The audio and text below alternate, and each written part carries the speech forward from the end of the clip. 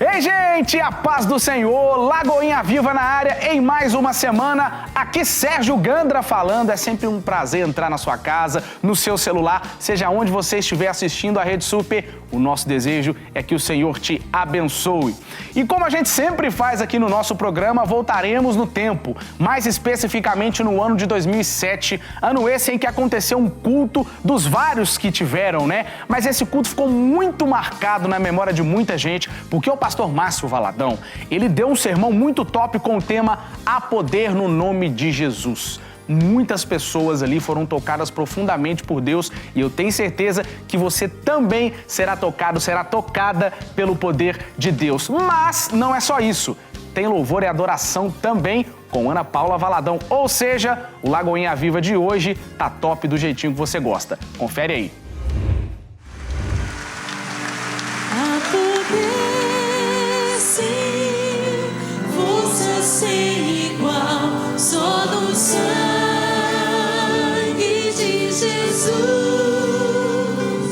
Há poder, sim, prova o pecador, ou aceita o dom de Jesus. Erga suas mãos e declare: há poder, sim, força sem igual, só no sangue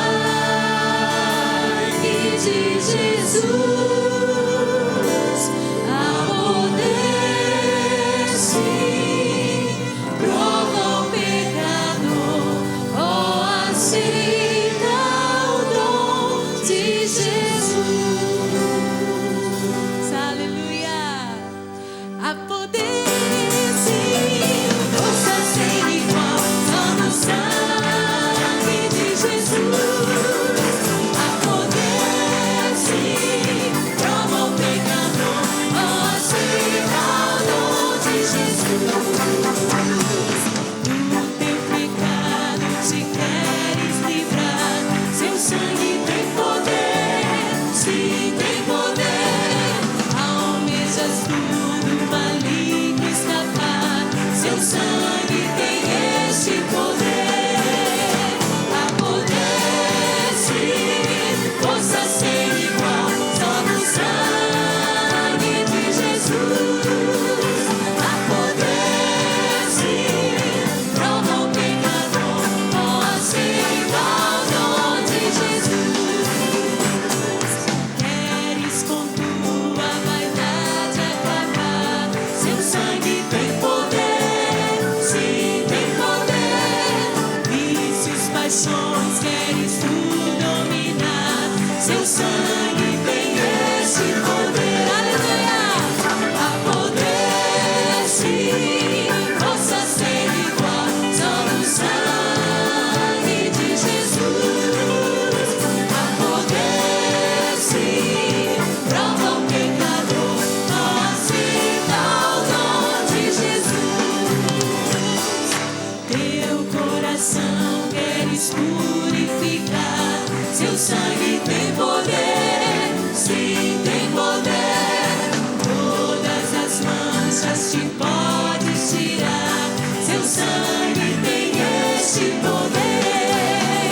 Há poder, sim, força sem igual, só no sangue de Jesus. Há poder, sim, prova o pecador,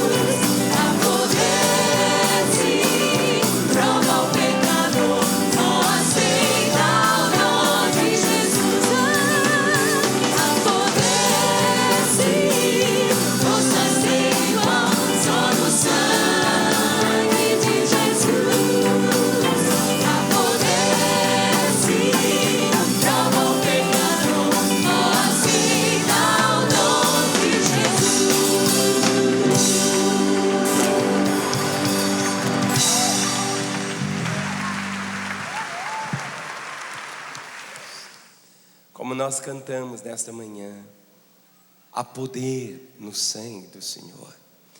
Na última ceia, e daqui a pouco, quando nós tomarmos o cálice, ali na última ceia, Jesus ordenou que nós tomássemos a ceia, tomássemos o cálice da nova aliança, que seria o quê? Firmado através do seu sangue. Por isso ele disse: este cálice é o sangue, é o símbolo da nova aliança. E ele disse: fazei isto em memória de mim. De acordo, irmãos, com a orientação que o Senhor nos deu, nós deveríamos celebrar a ceia do Senhor todas as vezes que nós temos a oportunidade de nos reunir, para juntos nós proclamarmos a nova aliança, para não podemos de forma alguma incorrer no risco de achar assim que ela é apenas um ritual, algo assim tão superficial, tão inócuo, que a ceia do Senhor é alguma coisa sem um propósito. Pelo contrário, nós temos que mergulhar ao participarmos, irmãos, da ceia. Queremos desfrutar do Senhor Jesus. E meus irmãos, isso só será possível quando nós entendermos a plenitude, por que o sangue de Jesus foi derramado por nós. Enquanto isso não estiver assim muito claro na nossa vida, por que o sangue de Jesus Cristo foi derramado por nós? Quando nós lemos o Novo Testamento, nós encontramos, pelo menos, faça assim com a sua mão, 5 ocasiões em que Jesus derramou o seu sangue. Eu vejo que Deus nos deu uma maneira assim, sempre para guardarmos. E sempre quando você tomar com as suas mãos o cálice, você vai lembrar de pelo menos 5 vezes no Novo Testamento que nos fala que Jesus Cristo derramou o seu sangue. A primeira vez que vamos encontrar Jesus Cristo derramando o seu sangue é quando ele suou sangue.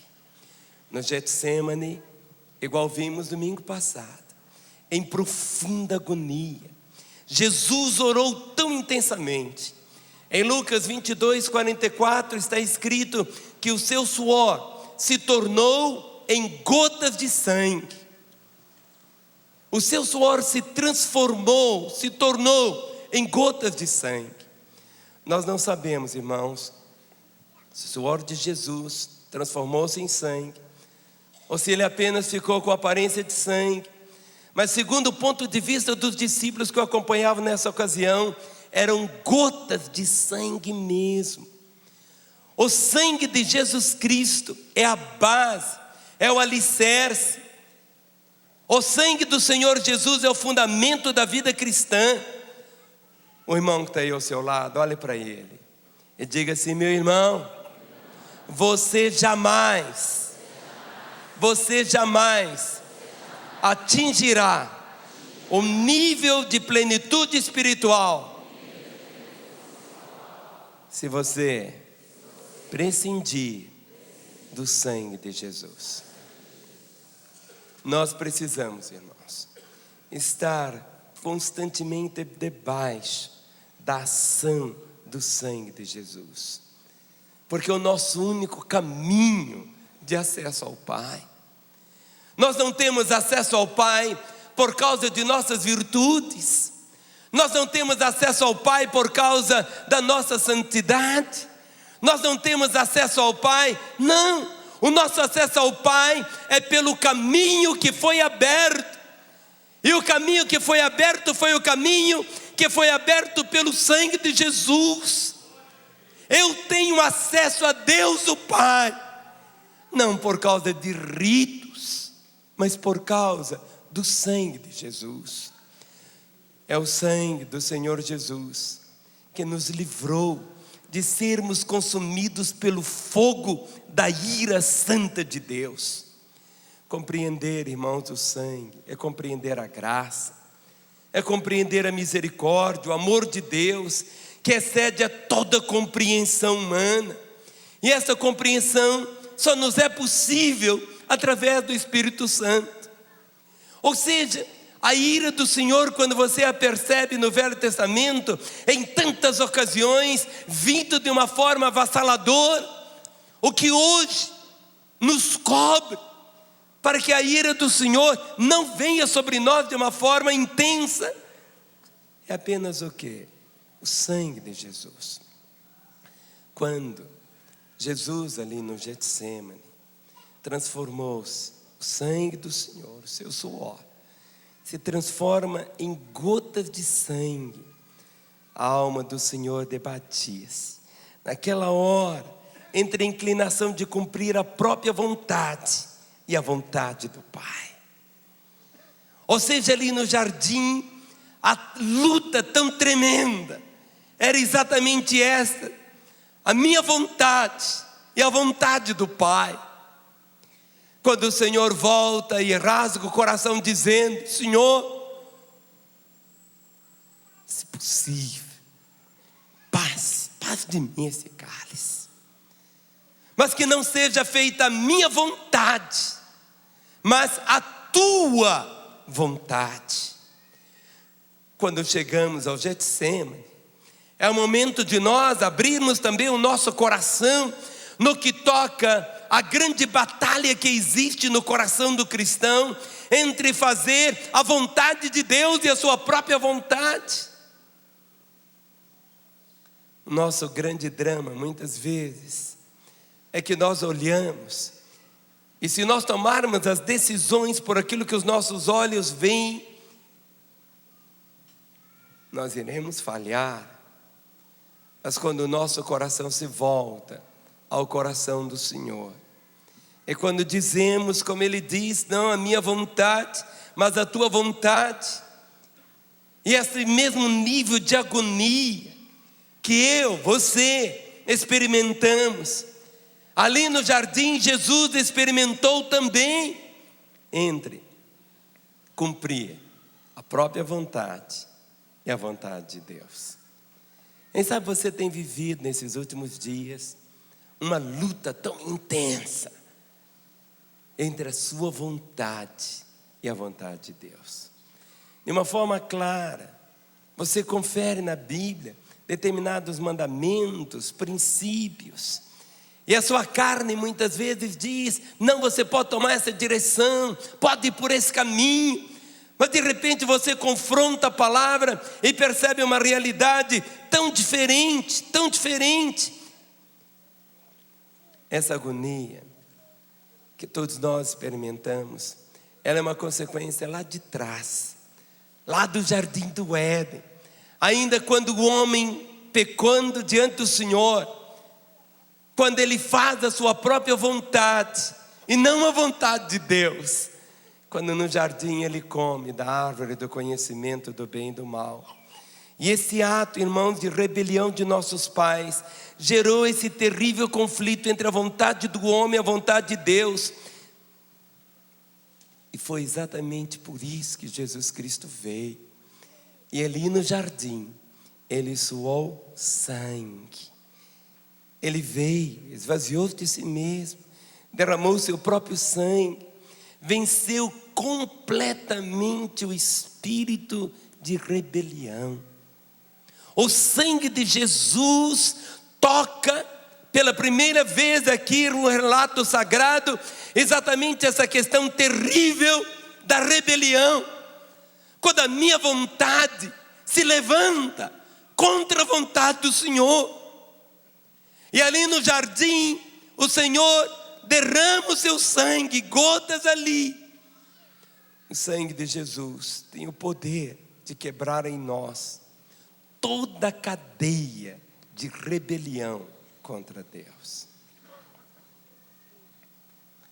Existem pessoas que querem quebrar esse espírito de rebelião com a sua própria cabeça, pelo seu próprio esforço, pela sua isso, por aquilo outro. Mas nesta manhã, o seu coração pode tomar posse dessa verdade. através do sangue de Jesus. Por isso hoje, ao participarmos da ceia, devemos fazê-lo com entendimento, sem nenhuma atitude religiosa.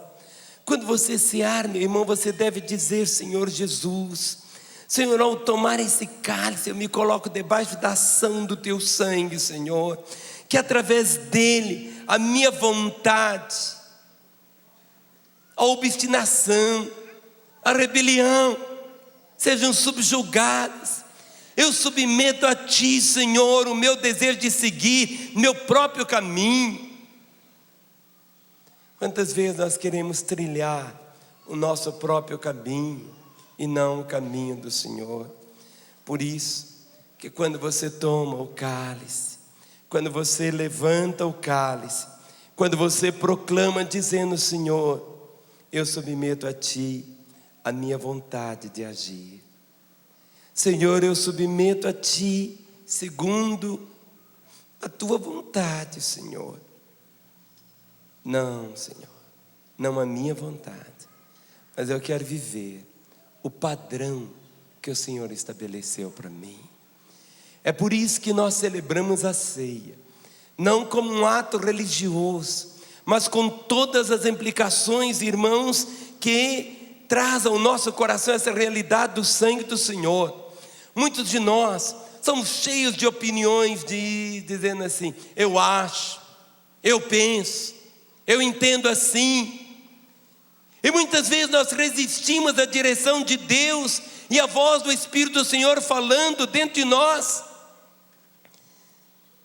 Antes de celebrarmos a ceia, é esse momento de prescrutarmos o nosso coração, meus irmãos. Vê se ainda há em nós alguma atitude de rebelião. Submeta-se a Jesus, submeta-se a Ele, permitindo que o sangue do Cordeiro desfaça completamente toda a rebelião. Ele derramou o próprio sangue para dar a mim e a você a libertação completa, para nos capacitar a ser submissos à vontade do Pai. Primeira ocasião que Jesus derramou seu sangue no Getsemane. A segunda ocasião foi quando ele foi açoitado. Diz a palavra em Mateus 27, 26, que o Senhor Jesus foi açoitado pelos soldados romanos. O açoite não era um cinto, era um chicote. Na ponta daquele chicote era colocado como que algumas peças pontiagudas de ossos, ou se não de ferro. E quando açoitaram, quando batiam com o chicote, puxavam, suas costas, suas pernas eram cortadas. É como que o salmista dizendo que abriram como que sulcos em suas costas, como um arado passando. O corpo do Senhor. Naquele filme que você assistiu, A Paixão de Cristo, ali você não contemplou talvez a 10ª parte do que realmente foi.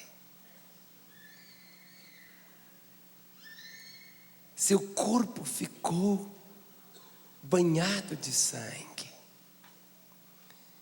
Quando você canta, seu sangue tem poder. Quando você fala do sangue de Jesus, não imagine você que fosse uma gotinha. Não imagine você que fosse alguma coisa assim, indolor. Jesus Cristo não estava anestesiado. Ou seja, aquilo que produzia chagas, as feridas. No texto que lemos de Isaías 53, verso 5, diz: pelas suas pisaduras fomos sarados. Essas pisaduras, feridas, foram produzidas pelos açoites. Ali ele estava levando sobre si mesmo nossas feridas, nossas enfermidades. O sangue de Jesus é vida. A Bíblia diz que a vida está no sangue. Logo, o sangue simboliza vida.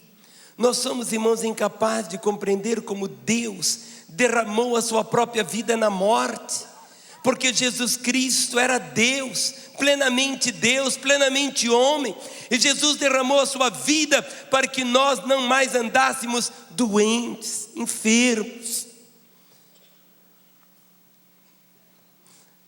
Quando nós cantamos, há poder no sangue, há o poder da cura, há o poder que toca as enfermidades, há o poder que traz a saúde, há o poder. Quando você, meu irmão, toma esse cálice, você está dizendo: eu creio nesta promessa da palavra.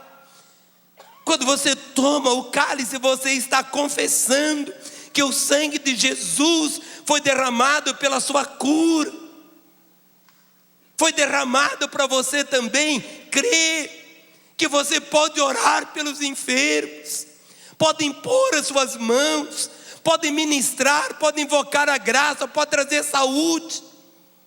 Por isso, meus irmãos, o dia que você participa da ceia é um dia que o seu coração tem que estar cheio de expectativa de cura,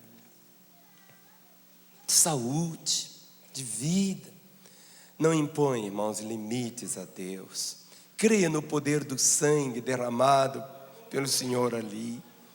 Não há limites, não há limites.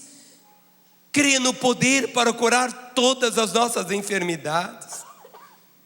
E nós proclamamos que nós não precisamos levar enfermidades em nossos corpos. Todas as vezes que você toma ceia, você pode proclamar esta verdade, porque há poder no sangue do Senhor, pelas suas pisaduras. Quando que ele foi ferido de tal forma? Exatamente quando ele foi açoitado. E ali a palavra diz que ele estava levando sobre o seu corpo todas as nossas enfermidades. E quando você celebra a ceia, quando você toma do cálice, você está confessando essa verdade. Isso, meu irmão, não pode ser simplesmente uma doutrina, ou algo que você apenas concorda com a sua mente. Tem que ser algo que seja vida na nossa vida. Tem que acontecer entre nós. O dia da celebração da ceia não é que seja um dia diferente dos outros, mas é um dia quando você, meu irmão, levanta o seu cálice, e o cálice tem o vinho, que é o símbolo do sangue do Senhor.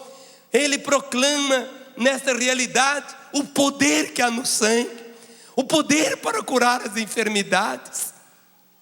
Por isso a palavra diz: pelas suas feridas, pelas suas pisaduras, fomos sarados.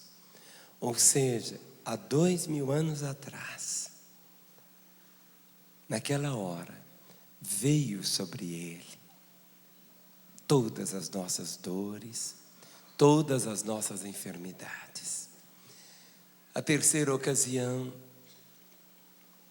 quando ele derramou o seu sangue, logo depois dele ter sido açoitado, suas costas estão feridas, seu peito, suas pernas, num ato de zombaria, os soldados romanos puseram uma coroa de espinhos na cabeça de Jesus. Em Mateus 27, o verso 29, descreve de uma forma assim: ali estava o Senhor,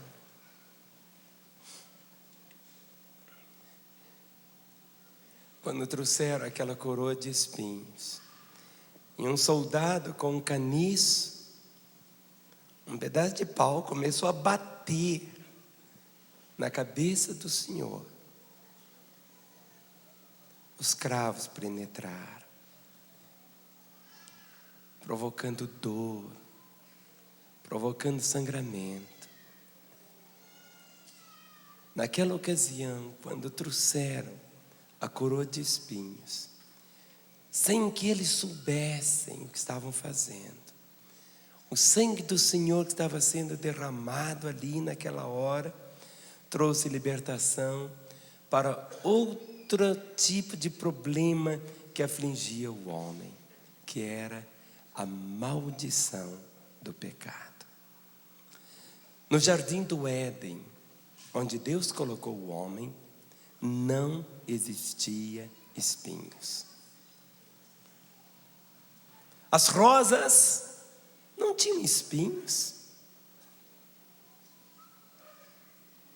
As rosas não tinham espinhos. Não existia espinhos. Não existia espinhos antes do pecado. Era um jardim. Imagine um jardim sem espinhos. As crianças poderiam correr, poderiam chegar numa roseira, tomar as rosas, levar para as mães, nunca se feriam. Mas após o pecado, a maldição veio, e a maldição tocou em todas as coisas, e a terra passou a produzir espinhos e abrolhos, espinhos pequenos, espinhos grandes. Antes não existiam. Espinhos na Bíblia é símbolo de maldição. Maldição. Tudo que você quer dizer a respeito de maldição na Bíblia, o começo, a primeira expressão de maldição, ali no jardim do Éden, em que a terra, o jardim, passou a produzir espinhos. As roseiras tinham espinhos. E quando Jesus recebe aquela coroa, ele sabia o que estaria acontecendo. Ou seja, quando o sangue dele jorra exatamente na sua cabeça, por causa da coroa de espinhos, quando nós cantamos seu sangue tem poder, nós estamos proclamando esta verdade, que o sangue de Jesus Cristo tem poder sobre todas as expressões de maldição na nossa vida. Por isso que nós cantamos, levante a sua mão e diga: meu irmão, sobre a tua tenda, meu irmão, nenhuma maldição te alcançará, porque há poder no sangue de Jesus.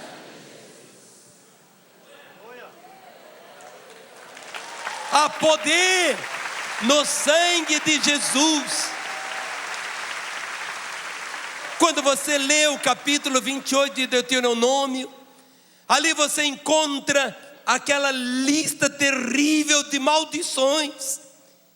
E a maldição é uma consequência do pecado. E as principais consequências da maldição, quando você lê ali, são as enfermidades, doenças, misérias, vergonha, humilhação, fracasso. Agora, quando você contempla o sangue derramar, por causa das feridas que foram provocadas pelos espinhos, ele anulou completamente toda a maldição herdada de nossos pais, desde Adão, ali na cruz. Maldito, maldito era aquele que estivesse ali na cruz, mas ele foi em nosso lugar. Por isso que quando você, meu irmão, nesta manhã, ao tomar o cálice, você participando do cálice da nova aliança, com entendimento, nós estamos usufruindo o poder que existe no sangue do Senhor, no sangue que foi derramado por nós. Você pode erguer o cálice, você poderá dizer realmente assim: eu já fui liberto da maldição. Vamos dizer: eu já fui liberto da maldição. Meu irmão, toda maldição que devia vir sobre nós foi anulada quando Jesus Cristo derramou o sangue por nós. A quarta ocasião em que ele derramou o seu sangue foi quando ele foi crucificado. As mãos e os pés do Senhor foram traspassados pelos cravos. Aqueles cravos assim, longos, tão pontiagudos, traspassaram as suas mãos e os seus pés. Tem hora que eu fico pensando, por quê? Por que que os cravos tiveram que atravessar os seus pés e as suas mãos? Porque os pés na Bíblia simbolizam o nosso caminhar.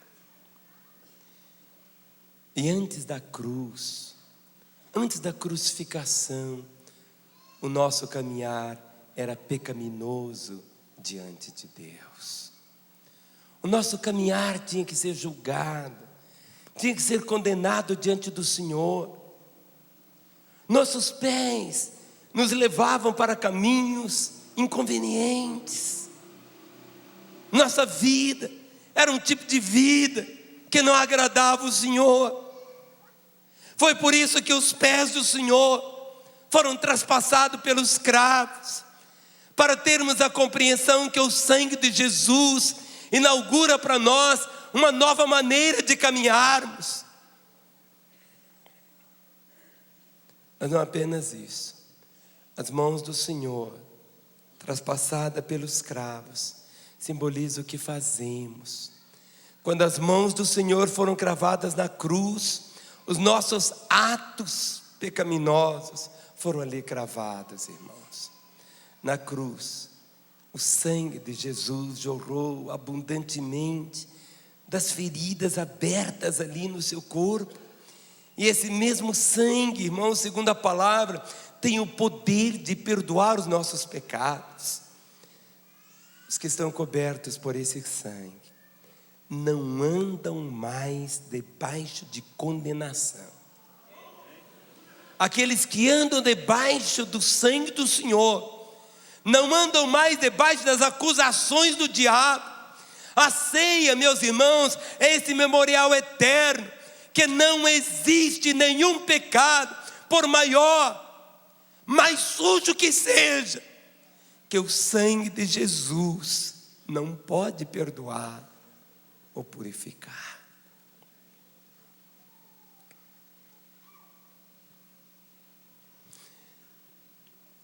Certa ocasião, um colega visitou num presídio. E naquele presídio tinha uma mulher que havia praticado um crime tão hediondo.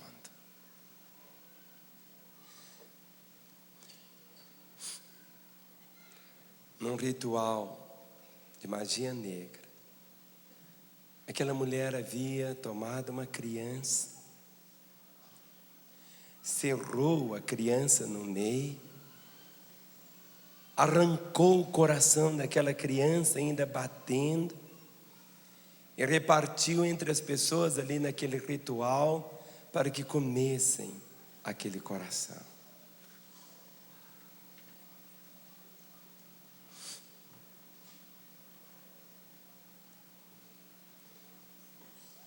Ela foi presa. E esse colega estava ali no presídio. E essa mulher tinha convertido. Tinha vindo para Jesus. E durante o tempo que aquele pastor estava ali pregando,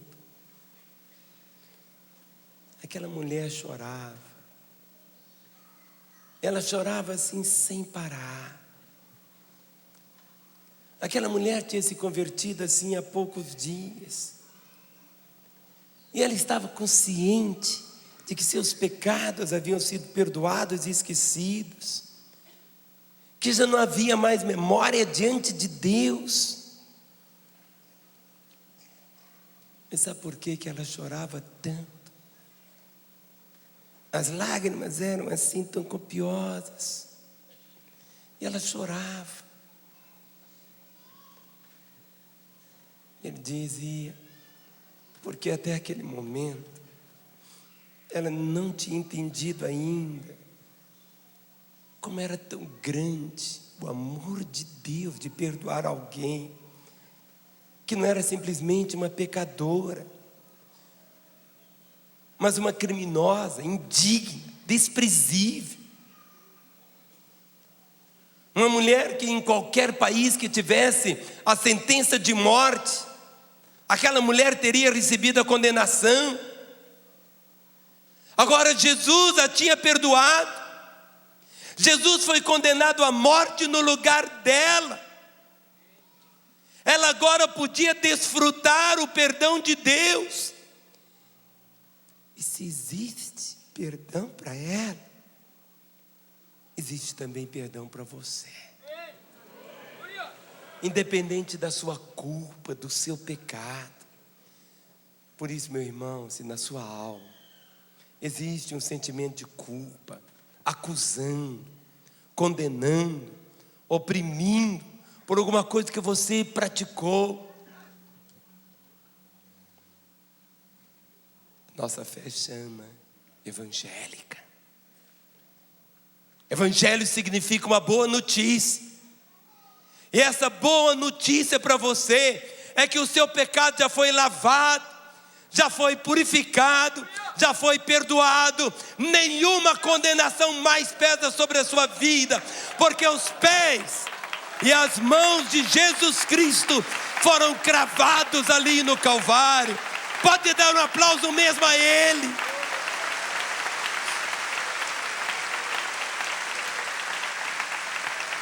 Mas aplaudam sim. Por quê? Nenhuma condenação há para os que estão em Cristo Jesus, irmãos.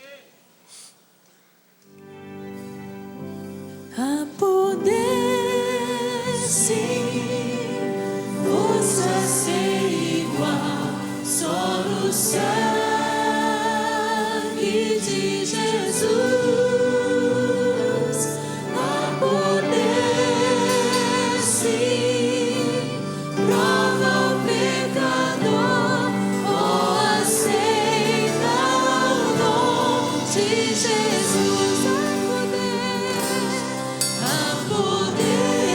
Mãos e adore o Senhor, exalte o Senhor, só no sangue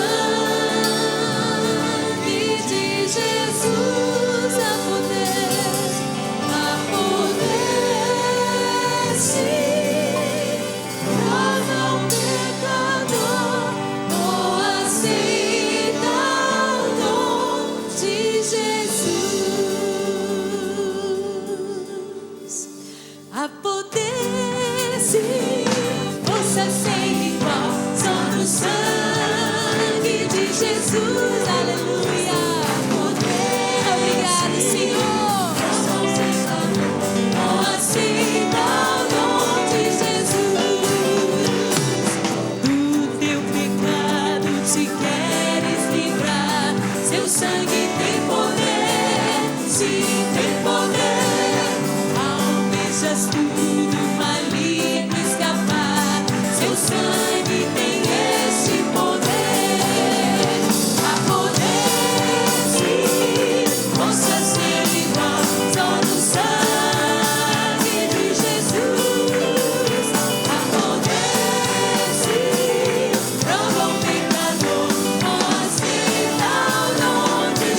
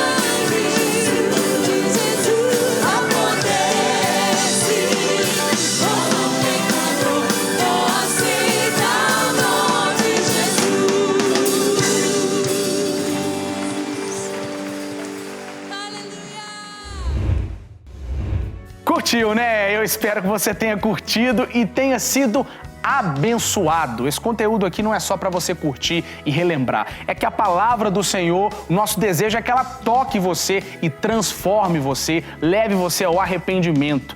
Afinal, esse é o poder do Evangelho, é ou não é? Enfim, semana que vem a gente volta. Antes de eu ir embora, se inscreva no nosso canal aqui no YouTube e, claro, continue nos acompanhando pela tela da Rede Super de televisão. Um beijo para você, que Deus te abençoe e até semana que vem.